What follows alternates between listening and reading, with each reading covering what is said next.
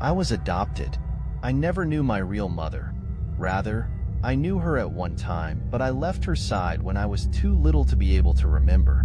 I loved my adopted family though. They were so kind to me.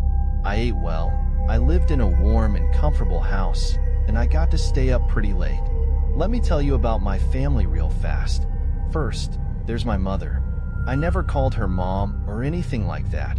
I just called her by her first name, Janice. She didn't mind at all though. I called her that for so long, I don't think she even noticed.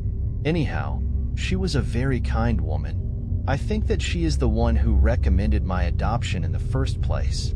Sometimes I would lay my head against her in front of the television, and she would tickle my back with her nails. She is one of those Hollywood mothers. Second, there's Dad. His real name was Richard, but he never really liked me much, so I began to refer to him as Dad in a desperate attempt to gain his affection. It didn't work. I think that no matter what I called him, he would never love me as much as his own child. That's understandable, so I really didn't press the matter. The most notable attribute of Dad was his unmoving sternness. He was not afraid to pop his children when they did something wrong. I found that out before I could use the restroom properly.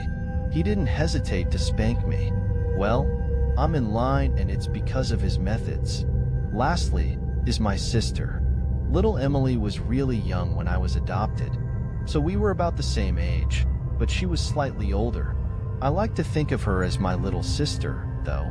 We got along better than any sibling could possibly get along. We would always stay up late together and just talk.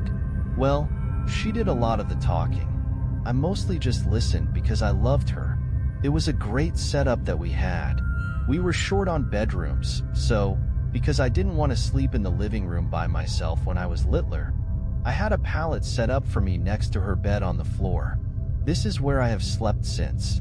But it was cool with me because I enjoyed being with her, and I had always felt pretty protective of my little sis. Everything changed on a horrible Wednesday night. I was at home taking a nap when little Emily opened the front door. The sound of the door opening pulled me to a state of consciousness, and I walked from the room down the hall to the living room. That's when I first remembered it was Wednesday. I was never any good at keeping track of what day it was. Actually, I'll just go ahead and say it. My sense of time was horrible, but nevertheless, I knew it was Wednesday because Emily had just come home from her church's youth group gathering. She walked in the front door and hugged me, and then was followed in by Dad and Janice. "You have a good nap?" Janice said teasingly as she ruffled up my hair. I just shook my head away and snorted in a manner that clearly expressed that I was teasing back with her. "Don't you snort at your mother like that," said my father gruffly with authority. He shut the door behind him and hung up his coat.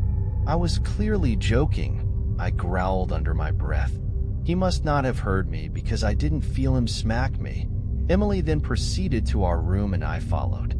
She started telling me about her day. You know, usual teenage girl stuff. But I listened so that she would feel better. After her summary, she suggested watching TV, and I obliged, and jumped onto the couch as she was going for the remote. She rolled her eyes at my little brother like immaturity and scooted me over and sat down. The TV turned on, and we watched it together until the sun went down. Emily was the kind of girl that, instead of watching cartoons and soap operas, would rather watch Discovery and Animal Planet and Natural Geographic. I liked those too, so I didn't mind. Actually, those were the only channels that can hold my attention. So it got late and Janice walked up behind the sofa. "Emily, it's past your bedtime. Turn off the television and go to your room." "You too." She pointed at me. Emily turned off the program we were watching grudgingly and stood up. She started down the hallway to our room. As I followed, I couldn't shake the feeling that something wasn't right. We went into our room and Emily turned off the light. Just as she did, I caught a flash of movement out of the corner of my eye. It was out the window, but as soon as I redirected my line of sight to where the window was no longer in my peripheral vision, what it was that I thought I saw was gone. I still remained alert. For my sister's sake. I laid there in the darkness with nothing but the thin ray of light from the street lamp outside to illuminate the room. It wasn't much. Time and time again I could have sworn that I heard subtle sounds just out the window. A twig break, leaves crunching, clothes jostling, and all the while I could smell a faint stench of sweat and blood. I kept my eyes open most of the night. The sounds outside subsided, and the smell left my nose. I began to feel at ease. My eyelids closed. Not long after that, I heard a very loud crash on the other side of the house. I was up in an instant. "There's someone in the house." I barked with extreme adrenaline coursing through me. "Wake up!"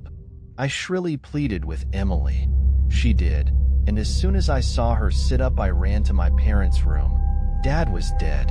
His neck was splayed open and gaping as blood spilled out of it, off the bed, and onto the floor. I saw that the master bathroom's door was closed, and just before it, on the outside, was a man. A man. I don't feel comfortable calling it that. He was very large and rugged. He turned around and saw me, and that's when I saw him accurately for the first time. I won't forget it. His eyes were large and beady and trapped with lust. He was styling a beard that was badly unkempt with blood dripping off.